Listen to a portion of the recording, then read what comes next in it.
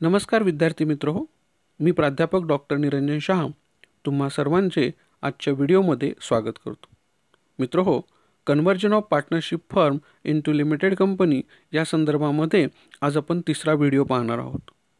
या अगोदरच्या व्हिडिओमध्ये कन्वर्जन ऑफ पार्टनरशिप फर्मच्या संदर्भामध्ये असणाऱ्या सर्व कन्सेप्ट्स, ज्यामध्ये कन्वर्जन ऑफ पार्टनरशिप फर्मचं मीनिंग, इंट्रोडक्शन, त्याचे ऑब्जेक्टिव्ज किंवा आपण एखाद्या फर्मचं कंपनीमध्ये ज्यावेळेस कन्वर्जन केलं जातं तर ते का केलं जातं आणि त्याच्या स्टेजेस कोणकोणत्या आहेत याचा अभ्यास केला. इव्हन आपण पार्ट सेकंडमध्ये परचेस कन्सिडरेशनच्या कोणकोणत्या मेथड्स असतात आणि परचेस कन्सिडरेशन कशा पद्धतीने कॅल्क्युलेट करायचं याचाही अभ्यास आपण केलेला आहे. आज आपण या व्हिडिओच्या माध्यमातून closing journal entries in the books of firm याचा अभ्यास करणार आहोत. म्हणजे ज्यावेळेस एखादी पार्टनरशिप फर्म कन्वर्ट होते त्यावेळेस ती क्लोज होते, ती डिझॉल्व होते किंवा ती बंद करावी लागते. तर ही बंद करत असताना ज्या काही अकाउंटिंग ट्रीटमेंट्स कराव्या लागतात, जे काही अकाउंट्स ओपन करावे लागतात, ज्या काही जर्नल एंट्रीज कराव्या लागतात, त्या कशा पद्धतीच्या असतात, कोणत्या करणं गरजेचं आहे याचा अभ्यास आज आपण या व्हिडिओच्या माध्यमातून करणार आहे. मित्रो, जर्नल एंट्रीला सुरुवात करण्या अगोदर मी काही लेजर्सच्या संदर्भामध्ये अगोदर चर्चा करेन. या ठिकाणी आपण जसं अमालगमेशन ऑफ पार्टनरशिप फर्ममध्ये रिव्हॅल्युएशन अकाउंट काढत होतो तशाच पद्धतीने आपण कन्वर्जन ऑफ पार्टनरशिप फर्ममध्ये रिअलायझेशन अकाउंट काढणार आहोत. बघा, रिव्हॅल्युएशन आणि या ठिकाणी काय असणार आहे, रिअलायझेशन. रिव्हॅल्युएशनमध्ये आपण काय करत होतो की ज्या असेट्सचं रिव्हॅल्युएशन झालेलं आहे त्यामध्ये झालेला प्रॉफिट आणि लॉस एवढंच रेकॉर्डिंग करत होतो, पूर्ण रक्कम त्या ठिकाणी रेकॉर्ड करत नव्हतो. परंतु आपण या ठिकाणी रिअलाइज करतोय, पूर्णपणे बिझनेस काय करतोय, सेल करतोय. त्यामुळे या ठिकाणी रिव्हॅल्युएशन अकाउंट काढायचा नाही, या ठिकाणी काढायचं आहे रिअलायझेशन अकाउंट. आणि रिअलायझेशन अकाउंट बरोबर बाकीचे अकाउंट्स आपले नेहमीप्रमाणे असणार आहेत. मग त्यामध्ये पार्टनर्स कॅपिटल अकाउंट असेल, कॅश असेल किंवा बँक अकाउंट असेल किंवा नवीन कंपनीचं एक अकाउंट असणार आहे. आणि इतर जे एखाद्या पार्टनर्सने एखादी असेट नाही घेतली, लायबिलिटी नाही घेतली तर त्याचा अकाउंट आपल्याला ओपन करून क्लोज करावा लागणार आहे. पण आपल्याला टोटली या पार्टनरशिप फर्मचा बिझनेस आपल्याला काय करायचा आहे, क्लोज करायचा आहे. आणि मग हे क्लोज करण्यासाठी आपल्याकडे एक बॅलन्स शीट दिलेला असणार आहे गणितामध्ये. त्या बॅलन्स शीटवरून आपल्याला त्याच्या अकाउंटिंग एंट्रीज किंवा क्लोजिंग एंट्रीज करायच्या आहेत. तर आपण सुरुवातीला बघूया की ह्या क्लोजिंग एंट्रीज करत असताना त्याचा फॉर्मॅट आपल्याला काय आहे किंवा कशा पद्धतीने याच्यामध्ये एंट्रीज होणार आहेत. पहिला, brought forward of capital balances to partners capital account. Partners capital account open केल्यानंतर त्याचा जो काही बॅलन्स आहे कॅपिटलचा, जो बॅलन्स शीटच्या लायबिलिटी साईडला दिलेला आहे तो त्या सर्व पार्टनर्सच्या क्रेडिट साईडला ब्रॉट फॉरवर्ड करायचा आहे. म्हणजेच या ठिकाणी डायरेक्टली पार्टनर्स कॅपिटल अकाउंटच्या क्रेडिट साईडला पोस्टिंग होईल बाय बॅलन्स ब्रॉट डाऊन. म्हणजे याची जर्नल एंट्री होणार नाही, लक्षात घ्या. कारण की हा सिंगल पोस्टेड फक्त बॅलन्स ट्रान्सफर करण्याचा आहे. ओके. त्यानंतर transfer of all assets to realisation account. Balance शीटमधल्या सर्व असेट्स रिअलायझेशन अकाउंटला ट्रान्सफर करायच्या. आता बघा, असेट्सचा बॅलन्स नेहमी डेबिट असतो, त्यामुळं तो ट्रान्सफर करताना तो क्लोज करायचा आहे आणि तो क्लोज करायचा असेल तर आपल्याला क्रेडिट करावा लागेल. त्यामुळं रिअलायझेशन अकाउंट डेबिट राहील. म्हणजे realisation account debit to assets account अशी जर्नल एंट्री होणार. याच्या उलट लायबिलिटीजच्या संदर्भामध्ये liabilities account debit to realisation account. कारण की लायबिलिटीचा बॅलन्स मूळ बॅलन्स शीटमध्ये क्रेडिट असतो, तो जर आपल्याला कॅन्सल करायचा असेल तर त्या ठिकाणी तो डेबिट करणं गरजेचं आहे. त्यामुळं या ठिकाणी sundry liabilities account debit to realisation account अशी एंट्री पास होईल. या ठिकाणी काय झालेलं आहे बघा, कॅपिटल अकाउंटला ट्रान्सफर झालं. ज्या काही असेट्स होत्या त्या असेट्स रिअलायझेशनच्या डेबिटला आल्या. ज्या काही थर्ड पार्टी लायबिलिटीज होत्या त्यासुद्धा रिअलायझेशन अकाउंटला आल्या क्रेडिट साईडला. लक्षात आलं.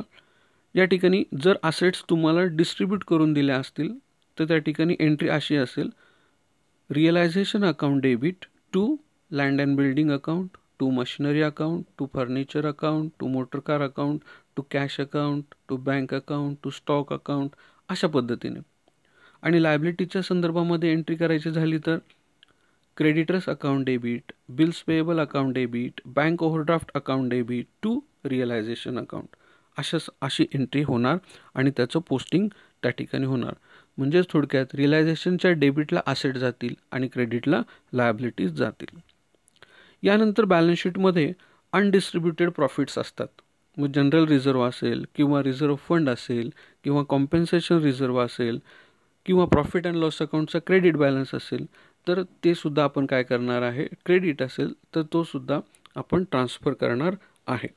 मग त्या ठिकाणी एंट्री काय होणार, जर प्रॉफिट ट्रान्सफर करायचा असेल तर reserve fund account debit, profit and loss account debit to partners capital account. म्हणजे पार्टनर्स कॅपिटलच्या क्रेडिट साईडला त्याचं पोस्टिंग असेल. आता हे क्रेडिट साईडला जाताना जेवढे काही पार्टनर्स आहेत या पार्टनर्समध्ये हा सगळा प्रॉफिट डिस्ट्रीब्यूट केला जाईल. पण डिस्ट्रीब्यूट करताना कोणत्या रेशोमध्ये करायचा, तर मी कंसामध्ये वरती लिहिलेलं आहे इन प्रॉफिट शेअरिंग रेशो. जर सगळे लॉसेस किंवा सगळे प्रॉफिट हे नेहमी प्रॉफिट शेअरिंग रेशोमध्येच डिस्ट्रीब्यूट केले जातात. त्यामुळे या ठिकाणी जो काही प्रॉफिट आहे, अनडिस्ट्रीब्युटेड प्रॉफिट आहे, तो अनडिस्ट्रीब्युटेड प्रॉफिटसुद्धा याच रेशोमध्ये डिस्ट्रीब्यूट करायचा आहे. आता जर लॉस दिला असेल म्हणजे प्रॉफिट अँड लॉस अकाउंटचा डेबिट बॅलन्स हा असेट साईडला दिसेल. जर असेट साईडला प्रॉफिट अँड लॉस अकाउंट दिला असेल तर हा लॉससुद्धा पार्टनर्सलाच वाटायचा, परंतु एंट्री मात्र उलट असेल. Partners capital account debit to undistributed losses account. जे काही लॉसेस असतील तर ते अनडिस्ट्रीब्युटेड लॉसेस म्हणून डेबिटला ट्रान्सफर केले जातील आणि ते सुद्धा प्रॉफिट शेअरिंग रेशोमध्येच. यानंतर 5 नंबरला आपल्याला कोणती एंट्री करावी लागेल, purchase consideration receivable from company. म्हणजेच ड्यू एंट्री पास करायची. म्हणजे आपल्याला आपल्या असेट्स कंपनीला विकणार आहे आणि त्याच्या बदल्यात त्याचे काय येणार आहे, परचेस कन्सिडरेशन येणार आहे अशी एंट्री करायची. मग आता पैसे कुणाकडून येणार, तर कंपनीकडून. म्हणून new company account debit to realisation. आता रिअलायझेशन का घेतला, तर आपण नवीन कंपनीला काय देणार आहे, असेट्स आणि लायबिलिटीज. आणि आत्ता सध्या आपल्या सगळ्या असेट्स आणि लायबिलिटीज कुठं आहेत, रिअलायझेशनला. त्यामुळे आपण इथं काय म्हटलेलं आहे, न्यू कंपनी अकाउंट डेबिट, त्यांच्याकडून तेवढे पैसे येणार आहेत आणि आपल्याकडून रिअलाइज काय होणार आहे, असेट्स अँड लायबिलिटीज. म्हणून टू रिअलायझेशन अकाउंट. त्यानंतर एंट्री असेल purchase consideration received from company. कंपनीकडून आता परचेस कन्सिडरेशन आलं याची एंट्री, मग अशी येणं याची एंट्री होती.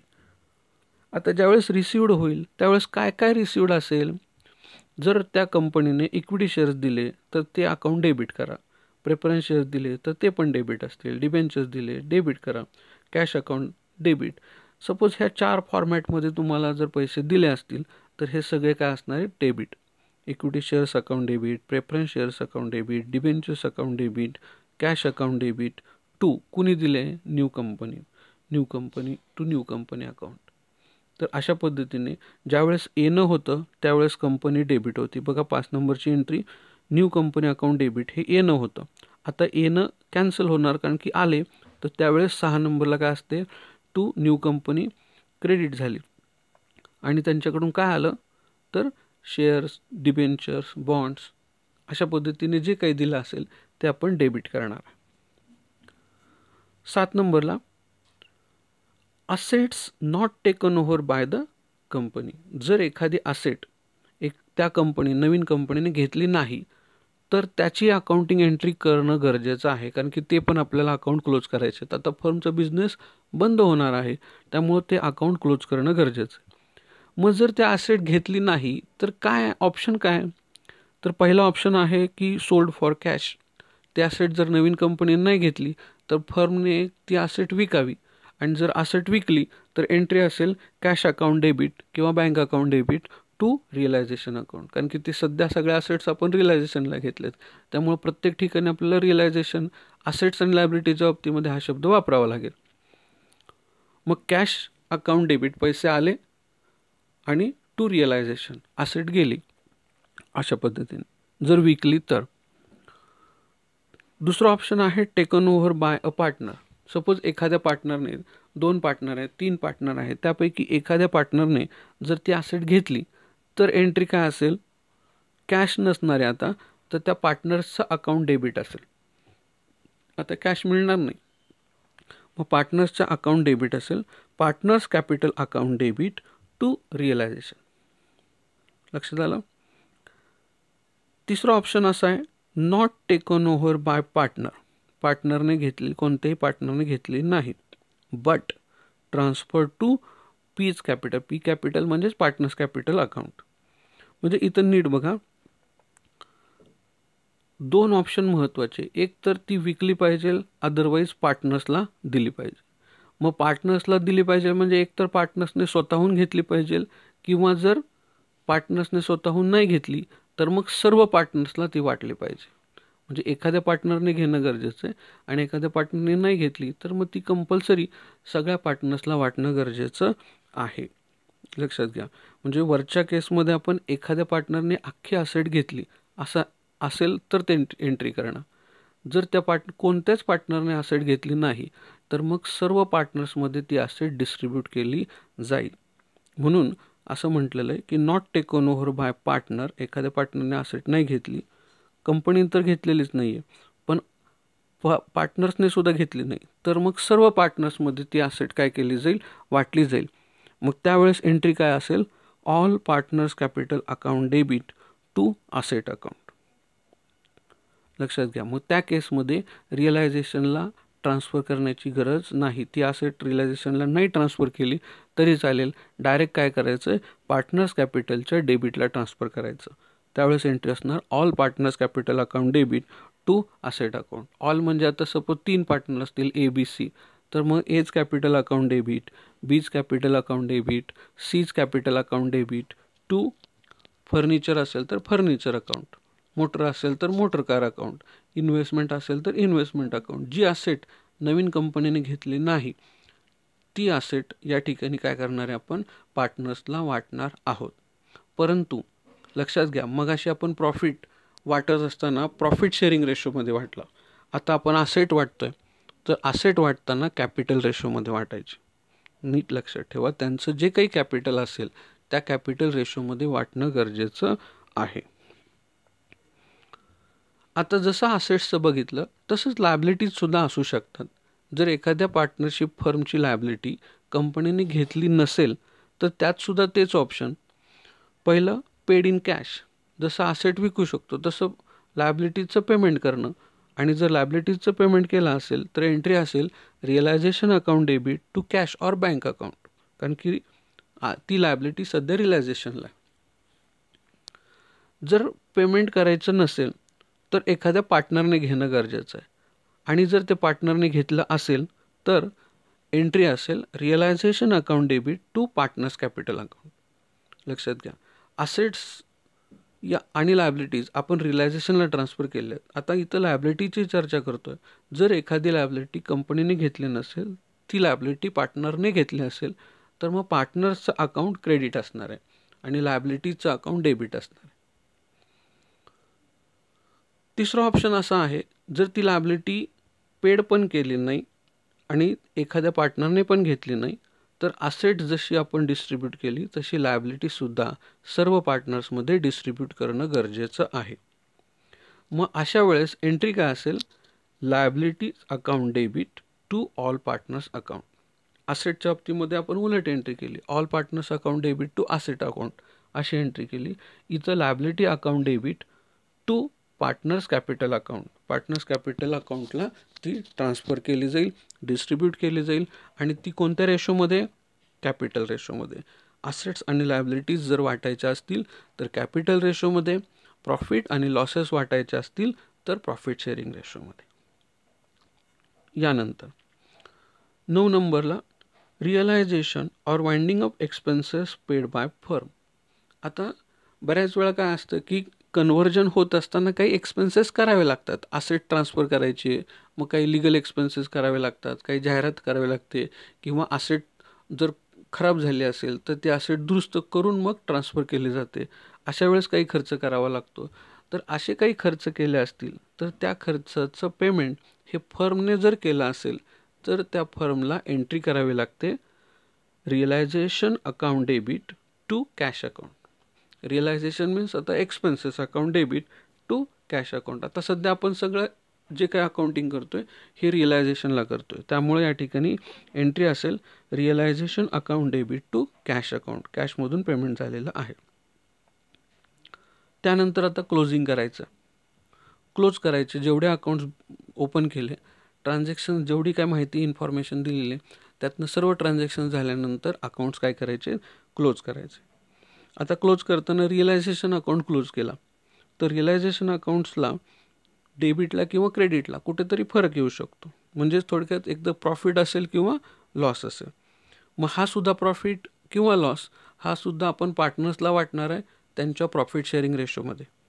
आणि जर आता इथं बघा जर डेबिटला फरक पडला तर लक्षात घ्या तो प्रॉफिट असणार, कारण की क्रेडिट साईड मोठी आहे. आणि जर क्रेडिटला फरक पडला तर तो लॉस असणार, कारण की डेबिट साईड मोठी आहे.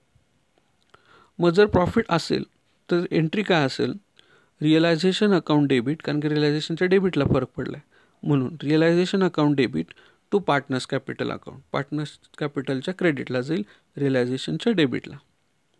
याच्या उलट लॉस असेल तर एंट्री असेल partners capital account debit to realisation account.